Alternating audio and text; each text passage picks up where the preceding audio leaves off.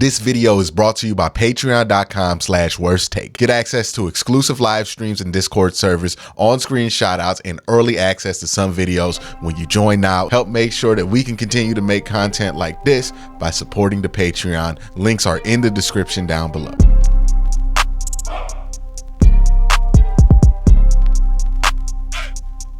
Is this the toughest test for the Cleveland Browns this year?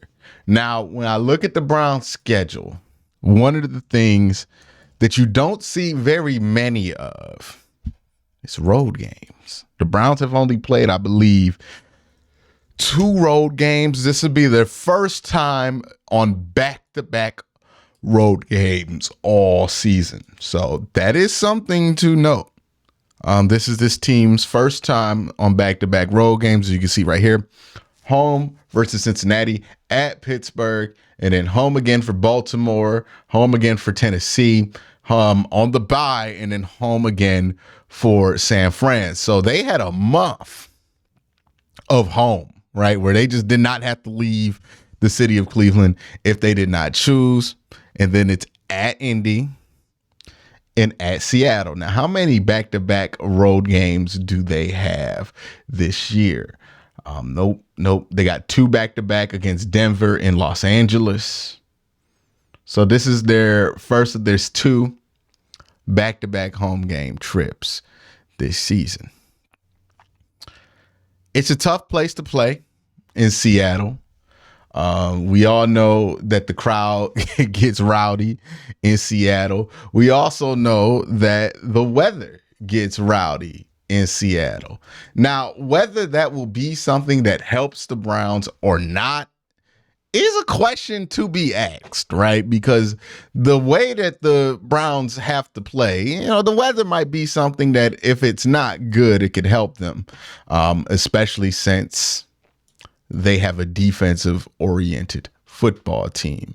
Right now, the weather projects today in Seattle to be 55 degrees and sunny, with a little bit of wind and 5% chance of rain. So don't look like the weather is going to be a factor in this game. It's going to be on the road against that noise in Seattle. 6-man, a lot of pressure for this team, a lot of excitement for this team.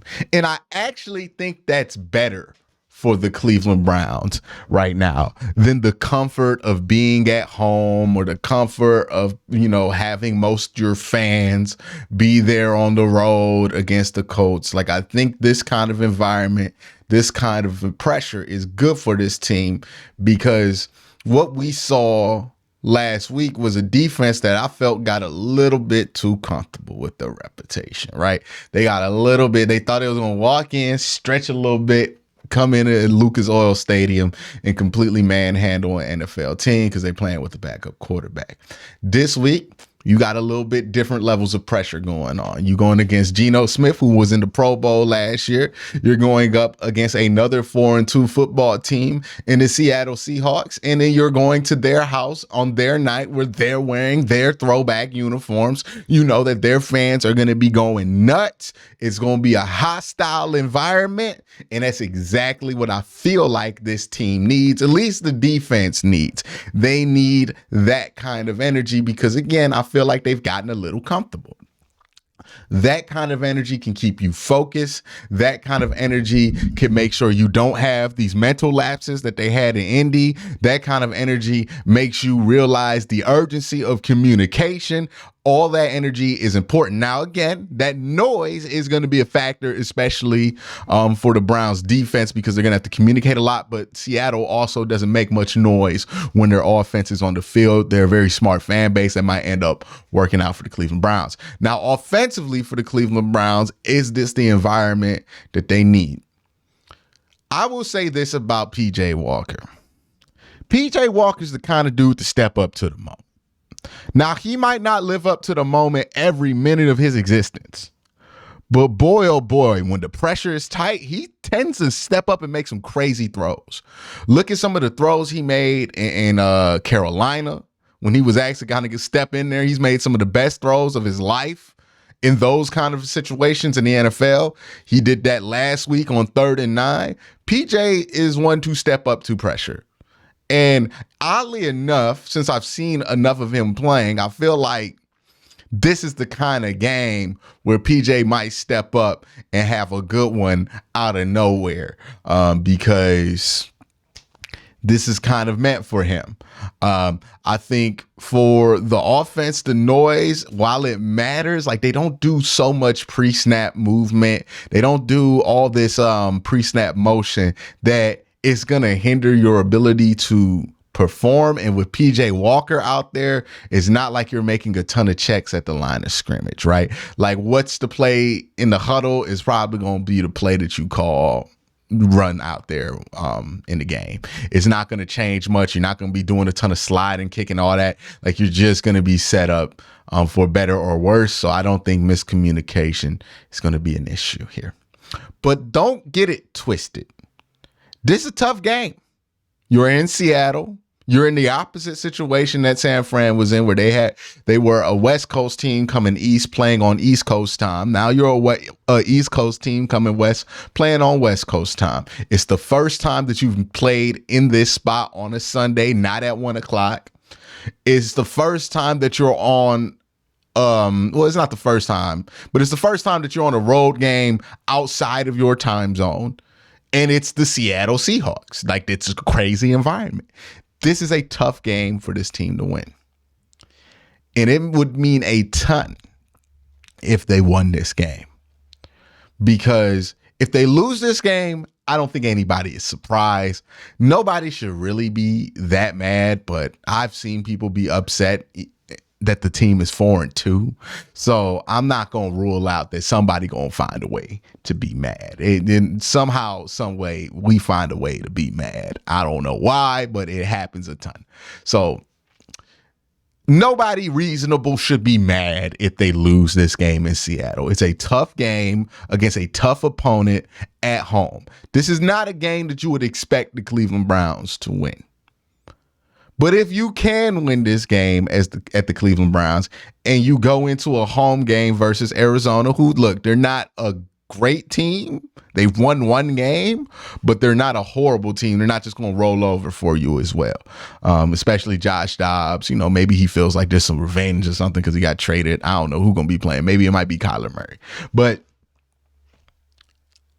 if you win this game, it means a ton, because that puts you at 5-2 with a chance, a realistic chance to go 6-2. And I'm going to bring up the schedule again, right? Because this is the difference in not making the playoffs. Now, I don't want to put that much pressure on it because it's really not. But winning these kind of games are the things that can make your life easier and give you a lot of room for error. Because let's say you win these 2 games. You find a way to win them, right? You find a way to win the Seattle game. You find a way to win this Arizona game. The Seattle game is going to be a tough one to get today. But if you get it, I mean, it means a ton. Because if you get to 6-2, and let's say you're able to beat a scrappy Cardinals team and get to 6-2. Now you look at the rest of this schedule, and all you have to look for is 4 wins in this schedule. Right. Pittsburgh is a game that you can win. At Baltimore, going to be tough as hell if you ain't got what you want at quarterback. So I ain't going to even put that one on. But at Pittsburgh is a winnable game. At Denver is a winnable game. At LA is a winnable game. Home against Jacksonville, that's possible. Jacksonville is very hot and cold, but that'd be very tough. Home against the Bears. At Houston, I'm at 6. Thursday night at home against the Jets. That's 7. At Cincinnati. Since it's Cincinnati, we put it at 8. We done beat Cincinnati with all kind of quarterbacks. So not about to rule it out because of there. But basically, you have 8 very winnable games. And you would be at 6 wins. Which means all you had to do is go 500 down the stretch. You can even go below 500 down the stretch, and you will probably make the playoffs. We do this every year with the AFC. Where we're like, 11 wins is what you're going to need to get in. 10 wins will get you in. most times, 9 wins sometimes. So you're talking about 3 or 4 wins you need to get to the playoffs with this team. And that puts you in the catbird seat. So if you can find a way to win this one here, that really starts to turn the odds in your favor if you're the Cleveland Browns, because then you look at the schedule and you're like, oh, they can win that one. Oh, they can win that one. Oh, down the stretch, they can get that one here, right? Also, it builds you a cushion, right? Because with this whole Deshaun Watson thing, let's say you want 5 weeks of cushion before getting to the playoffs if Deshaun Watson plays in the playoffs, right? So 1, 2, 3, 4, 5. I would say if you're the Browns, you would probably want Deshaun Watson to be back latest this Chicago Bears game, right? It's a winnable game. It's not the toughest game in the world for him to play. You can have him play, get his confidence back, and then hopefully that rolls into the Houston game and that rolls into the Jets game and, you know, some tougher tests down the line. That's about the last place where you're like, hey, Deshaun Watson has to come in and play is week 15 and be consistent for you to have real hopes in the playoffs. I would say another good spot for him to come back is at Denver, right? It's another team that you can have a guy come back from an injury on at quarterback, or at least see if he can come back from an injury. Because I think we have to also expect here that there are going to be a couple more situations where Deshaun's going to play. They're going to see how those first 2 series go. If those series go well, he will stay out there. If those series don't, he will stay out the game. Like, I think we're going to have to understand that that's the reality of this injury at this point, is if Deshaun goes out there, it's going to be for a trial run until you know he can play, right? And he's not going to know unless he's playing in game speed, because you can't go 100% like you would in a game at practice. It's just not how it works. That's part of what he realized was, oh, I felt like I was like at least at 90 to 100 at practice, but then I tried to throw a ball at 100% in the game and it didn't go the way he wanted it to. So he's got to get back to that point. And you got to have him in a game. So I think what Denver is a point to where you're like, okay, we'll play him for a quarter or we'll play him for 2 drives and we'll see what happens. Hopefully it goes well. If it doesn't, it doesn't, right? Also, you'll be in Mile High. That makes the ball lighter. Maybe it makes it easier for him to throw. Who knows? I'm pretty sure if he has a good game in that situation, people will blame the altitude or something like that. It sounds reasonable from what I've seen this season. But you'll have that game. If he doesn't pass that marker, okay, play somebody else for the next couple weeks, and then that Chicago game, we back at it, right? We back at testing it. But another reason winning these 2 games right here means a ton is if you get to 6-2, that means, hey, let's say you drop this game against Baltimore, which I think we're all anticipating the Browns are likely dropping that game. It's the NFL. You play the games for a reason. It's the division game. Weird things have happened. The Browns can win that game, but let's assume for this purposes that the Browns drop that game versus Baltimore. Okay. The difference between being, let's say you lose these 2 games against Seattle and then lose that Baltimore game, the difference between losing 3 weeks in a row is massive. The difference between being 4-5 and being, if you win this Seattle game and you win the Arizona game, being 6-3, massive. It's massive in perception. It's massive for that locker room. It's massive going forward, because instead of trying to get to 500 against Pittsburgh, you're trying to get to 7 wins against Pittsburgh, right? Wins buy you time in the NFL. And the more wins the Browns can get right now, the more time they can buy themselves. So the question against Seattle, if they get this win against Seattle and then they can swing around and do it again versus Arizona and put 4 good games together, that'd be tough, but it will buy you time. Time that this team needs, because if they get to 6-2, They have all the time in the world to figure out this Deshaun Watson thing.